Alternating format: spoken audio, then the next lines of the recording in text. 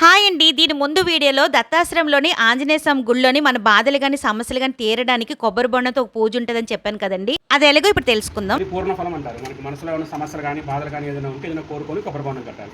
కట్టిన నుంచి 16 రోజుల పాటు ఇంటి దగ్గర వచ్చి రోజుకు 3 సార్లు హనుమాన్ చాలీసా చదువుకోవాలి. మీకు కార్యసిద్ధి మంత్రం ఒకటి ఇస్తారు. ఆ మంత్రం వచ్చి రోజు 108 సార్లు చదువుకోవాలి. మళ్ళీ 16 రోజులు పూర్తయిన తర్వాత వచ్చి ఆ కాయ తీసి పట్టుకొని 16 ప్రదక్షిణాలు చేస్తే కాయలు చేసిస్తారు, కొట్టేసి పూజ చేయించుకోవాలి. ఇది ఉదయం 7 గంటల నుంచి 11:30 లోపు కట్టుకోవాలి. ఈవినింగ్ సూర్యాస్తమయం లోపే కట్టుకోవాలి. అంటే గుడి తీసేసరికి 5:30 అవుతుంది. సూర్యాస్తమయం ఒక రోజు ఒక సమయం అవుతూ ఉంటుంది. కాబట్టి ఈవినింగ్ కన్నా మార్నింగ్ ప్రిఫర్. తెలుసుకున్నారు కదండి! ఇప్పుడు ఆ పూజ ఎలా చేయాలో. ఇప్పుడు స్వామివారి పక్కన నమ్మ నక్షం ఉంది కదండి! అది సహజసిద్ధంగా ఏర్పడిందంట. దాని గురించి తెలుసుకుందాం. సచ్చిదానందం స్వామిజీ పేరు అది.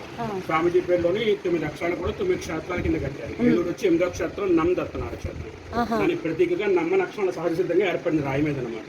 దాన్ని స్వామి చెప్పి స్వామి తీసి మన మంత్రంలో కట్టమని చెప్తారు. ఇదండి ఈ ఆలయం యొక్క ప్రత్యేకత. దీని ముందు వీడియో ఈ వీడియోలో లింక్ ఇస్తానండి. మీకు ఎవరికైనా ఇంట్రెస్ట్ ఉంటే ఒకసారి చూడండి.